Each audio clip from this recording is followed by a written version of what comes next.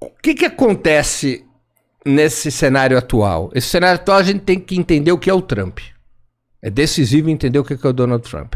Porque o Donald Trump, na minha opinião, ele é uma mudança, uma tentativa importante de mudança da estratégia imperialista. Donald Trump será o bem-sucedido, irá até o fim nessa intenção, eu não sei. Mas o objetivo dele é desmontar o sistema imperialista e trocá-lo pelo antigo nacional imperialismo que os estados capitalistas exerciam antes da Segunda Guerra. Manter o sistema imperialista ficou caro e contraprodutivo para o Donald Trump. Você acha que isso é possível agora, ô Lucão? Você concorda também? Eu acho que a tentativa é essa mesma, né? De desmontar, e a gente tá vendo isso, né? Em termos de as agências internacionais, né? A gente vê o USAID, né? Sendo desmontada, que é uma agência que ao mesmo tempo tem esse fundo de ajuda humanitária, mas que historicamente, isso é amplamente documentado, como ela também era usada para influenciar em determinados países, né? Então você leva o remédio, você leva ali a ajuda, mas você leva a escola. Lá na escola você decide o que vai ser ensinado, você leva as instituições, né, de ensino de modo geral, ou instituições que vão dar apoio.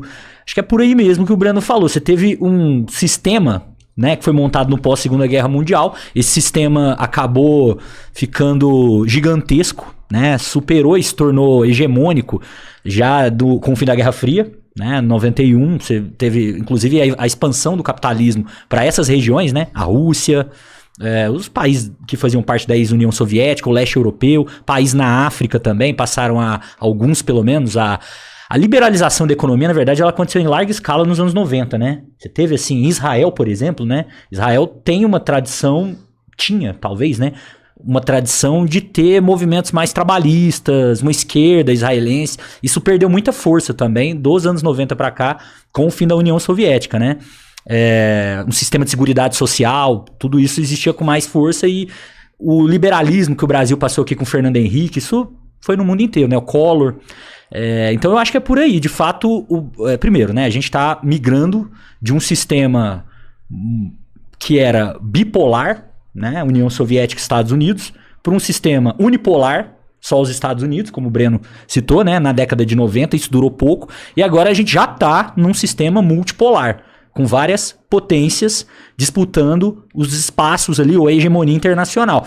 Então, na verdade, o que a gente tem é de fato, né, hoje, um cenário parecido com o que existia no pré-Primeira Guerra. E o Trump, ele tá se armando, se preparando para esse cenário, tá vendo esse cenário se estabelecer na visão dos republicanos trumpistas. Isso já tá mais ou menos estabelecido, né? A visão de uma multipolaridade. Você vê o Marco Rubio, por exemplo, falando, que é o secretário de Estado. Ele concorda com isso, com a visão chinesa, de que a China já é grande demais e que ela fragmentou, né, a unipolaridade americana. Então você tem outros atores ali desafiando os Estados Unidos, e os Estados Unidos não querem, de forma alguma, né, financiar esses atores ou apoiar esses atores, e o Trump enxerga esse modelo de a USAID, né, a ONU, a OMS, essas organizações que foram fundadas com o apoio dos Estados Unidos, os próprios bancos, né, internacionais, FMI, que nunca teve uma lógica humanitária, mas o Trump questiona até isso, né? Esse sistema de organização internacional que os Estados Unidos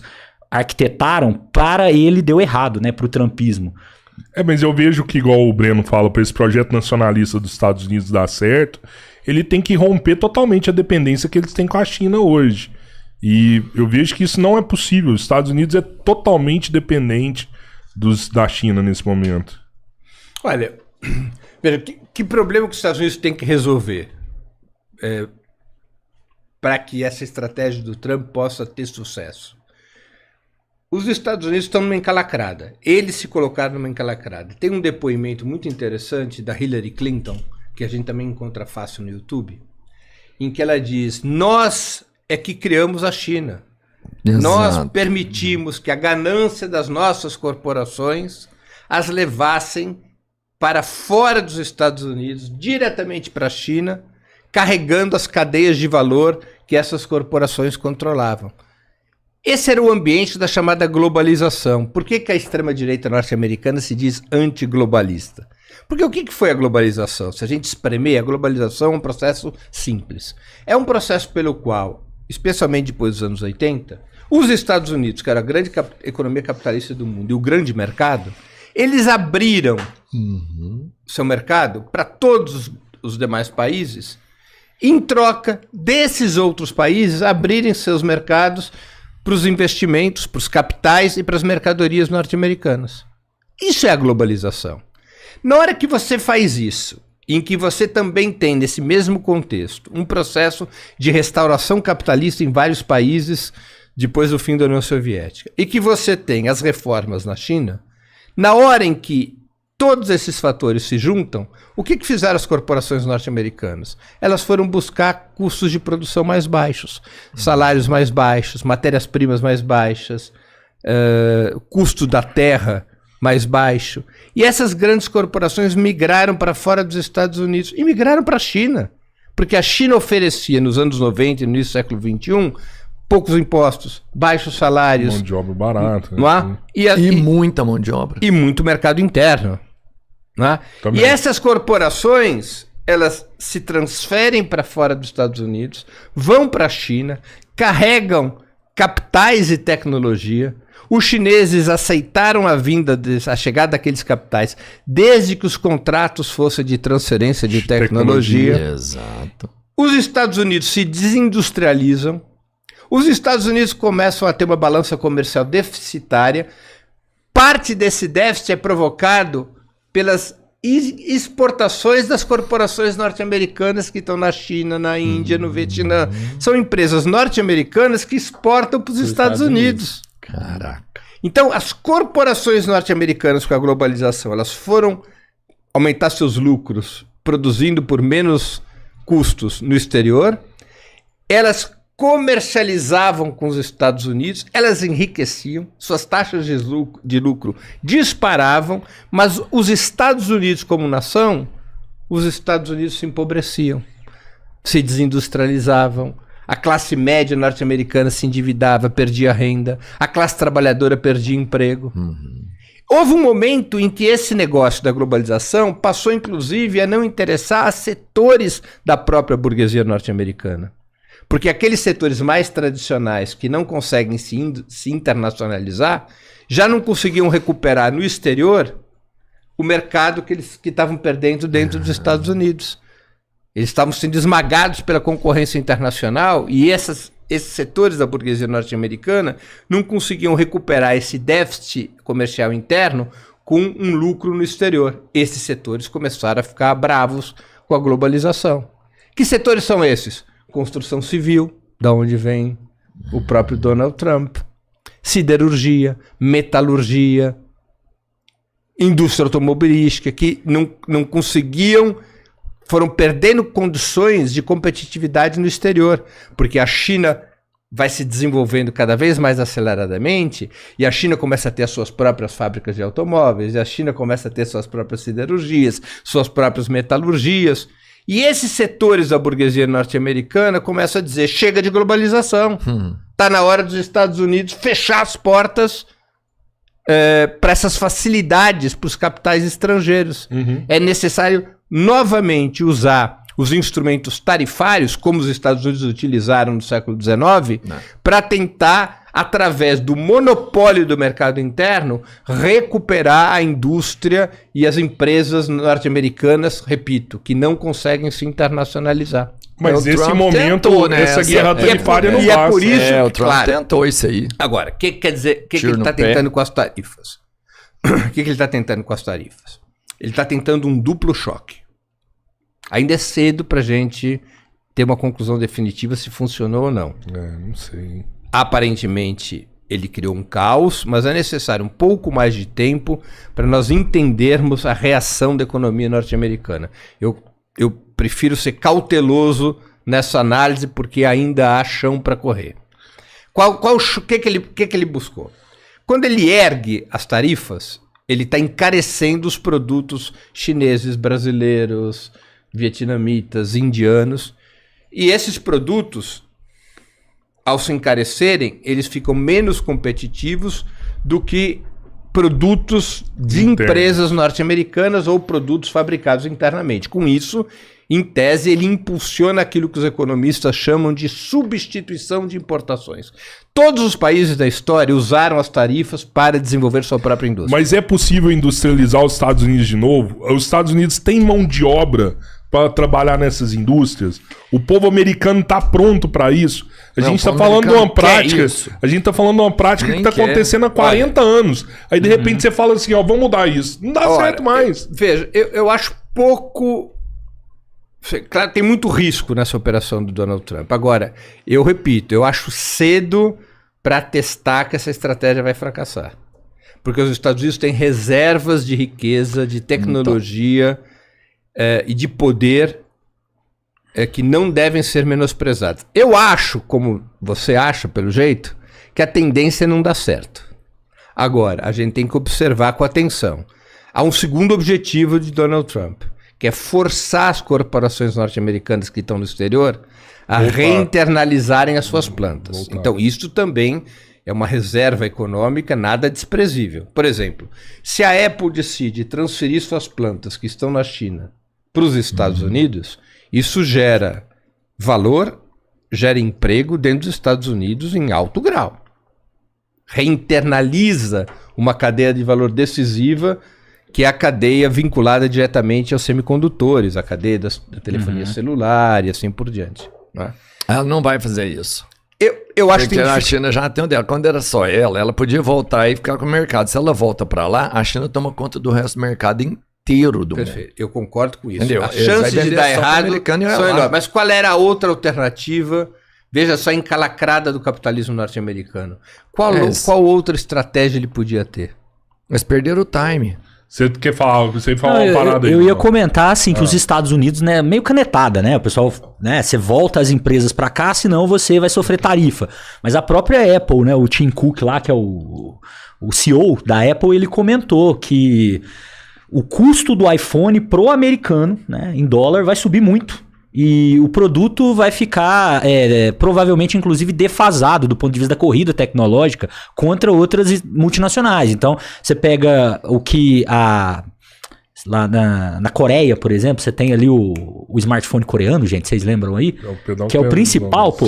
Samsung. Deu câimbra aqui no cérebro. Então, a Samsung tá ali numa corrida contra a Apple. Você tem a Xiaomi, você tem Huawei, né? Você tem várias hoje. Trazer a Apple de volta nesse modelo, pelo menos, como o Breno falou, é uma situação que está ainda inicial, né? Mas trazer nesse modelo eu não vejo como resolver, porque é muita questão da canetada. Os Estados Unidos, minimamente, né? Uma das saídas teria que ser justamente oferecer de novo fatores locacionais que eles ofereceram lá no início do século XX. Né? Ou seja, você tem mão de obra abundante, barata, você tem um mercado amplo, né? Você tem uma classe média volumosa, capaz de comprar, né? Isso está diminuindo nos Estados Unidos, os salários não estão crescendo, as pessoas não têm dinheiro para comprar como tinham antes, né? Tem gráficos interessantes que mostram como as casas, por exemplo, as pessoas nos anos 80 compravam casa com 30 anos, 20 e poucos anos, já estavam ali adquirindo seus imóveis, e o que acontece hoje é que a pessoa com 30, 35, 40 anos nos Estados Unidos não consegue ter um imóvel próprio, sobretudo depois da crise da bolha lá em 2008, né? Dos subprimes, aquela história toda.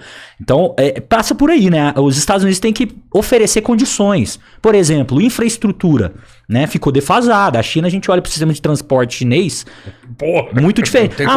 Mas não dá lucro, né? O pessoal fala muito isso, né, Belo? Mas não dá lucro. Tem um monte de trem ali, de trens bala, trem de última geração, mas não dá lucro. Mas a China tá criando hoje, ou tá ainda nesse processo, né, é uma opinião minha, de criação dos seus campeões nacionais, né?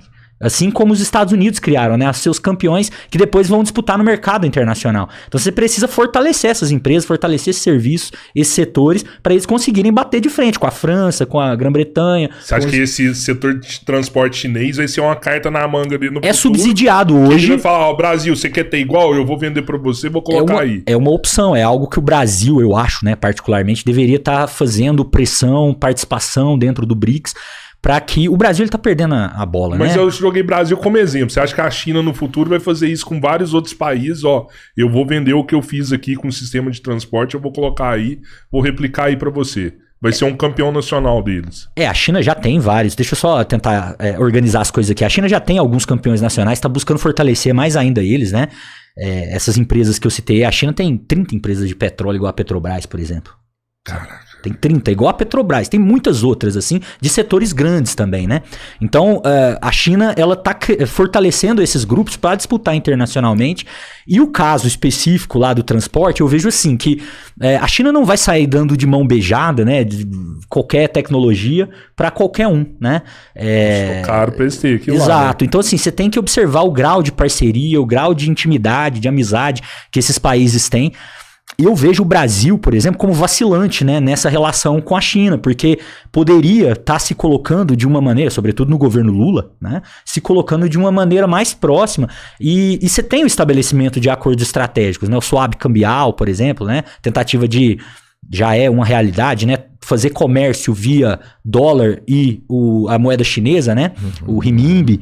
Então, você tem já tentativas, mas, por exemplo, poderia estar mais avançado, né? O Brasil poderia estar participando, integrando a nova Rota da Seda, por exemplo, né? É algo que a gente vê os próprios analistas do governo falando, que o Brasil, o Lula não quis se comprometer de modo a irritar os americanos, ou algo próximo disso, né? O que vários países do continente africano estão fazendo agora.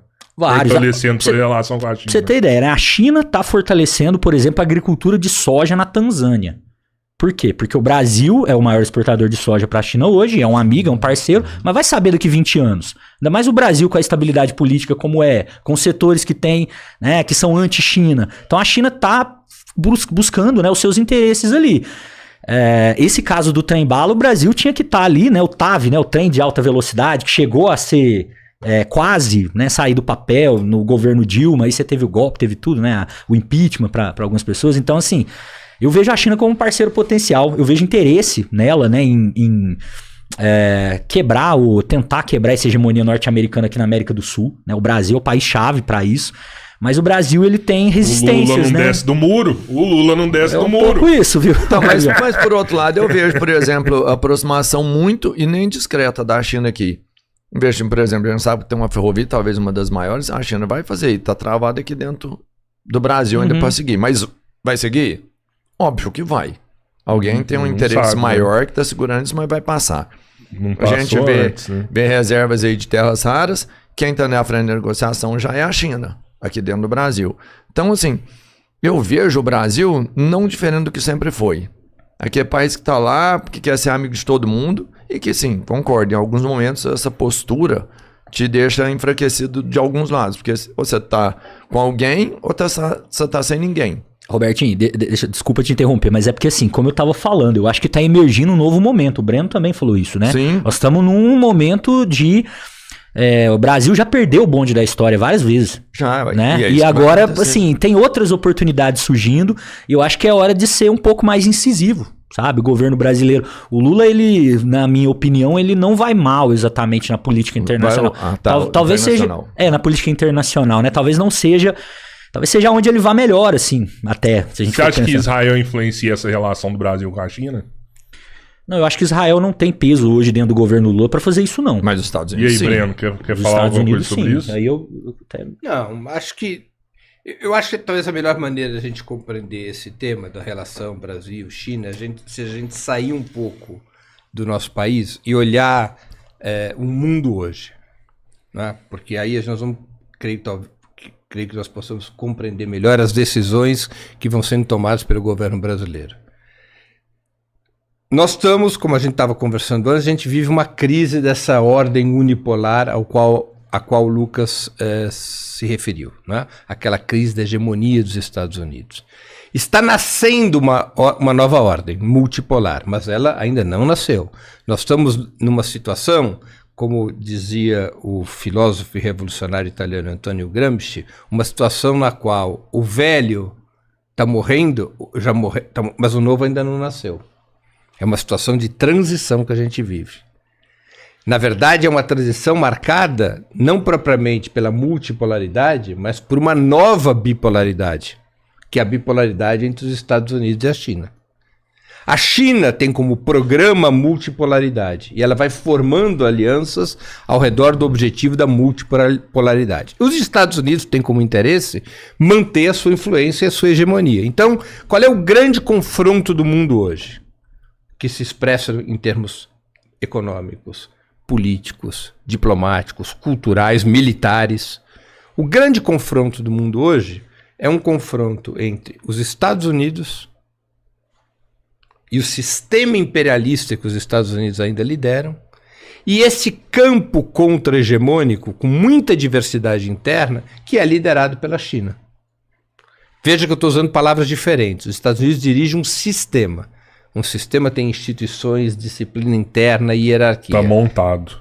Um campo é diferente. Ele não tem hierarquia e não tem disciplina interna. Um campo unifica estados com múltiplos interesses, estados de diferentes formações econômicas, a China que é socialista, ou a República Islâmica do Irã que é capitalista, ou a Rússia que é nacionalista, mas também capitalista, com a Venezuela e o Brasil.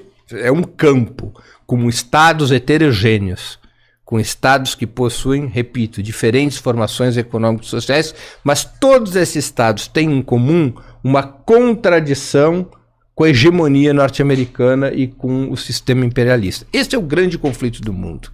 O Mao Tse-tung ensinava uma coisa que eu acho que é muito útil para quem quer fazer análise de conjuntura. Sabe o que ele ensinava? Que tem sempre, em todo cenário, uma contradição principal e contradições secundárias. E que a chave para você compreender o momento que você está vivendo é identificar qual é a contradição principal e quais são as contradições secundárias. Porque se você erra nisso, você está perdido. Perdeu o jogo. Perdeu o jogo. Então qual é a contradição principal do mundo hoje? Você pode dizer que em termos históricos, como eu tenho formação marxista, eu diria isso. Em termos históricos, a contradição entre capitalismo e socialismo. Mas isso em termos históricos. Essa contradição se manifesta em cada etapa da história de uma maneira diferente. Como que ela se materializa hoje, essa contradição? No conflito entre o sistema imperialista liderado pelos Estados Unidos e esse campo contra-hegemônico liderado pela China, ou se a gente quiser, pela aliança russo-chinesa. Essa é a contradição. A política externa brasileira, ela enfrenta essa realidade. O Brasil tenta um caminho delicado. E dali vem, às vezes até alguns dos seus ganhos, mas muitos dos seus problemas em política externa. Qual é o caminho brasileiro? O conceito da política externa brasileira, anunciado por Celso Amorim, que é o principal assessor do Lula para a política internacional, o conceito é de não alinhamento ativo. Nós não vamos ficar nem com o sistema imperialista liderado pelos Estados Unidos e nós não vamos ficar também com o campo contra-hegemônico liderado pela China. Nós vamos operar com um lado e com o outro lado em benefício dos interesses brasileiros. É um revival do terceiro mundismo, talvez. Num período muito mais complicado. Porque durante a Guerra Fria, o espaço de não alinhamento era muito maior. Sabe por que ele era muito maior? Porque era o embate entre dois sistemas. Quem estava fora desse embate eram os não alinhados. E eles podiam trafegar entre um sistema e outro. Você tinha o sistema imperialista liderado pelos Estados Unidos e o sistema socialista liderado pela União Soviética. Mas você tinha um amplo campo de não alinhados, do qual fazia parte a própria China, que havia rompido com a União Soviética nos anos 60. Então, países africanos, asiáticos. Aliás, esse ano agora foi o 70º aniversário da Conferência de Bandung, né?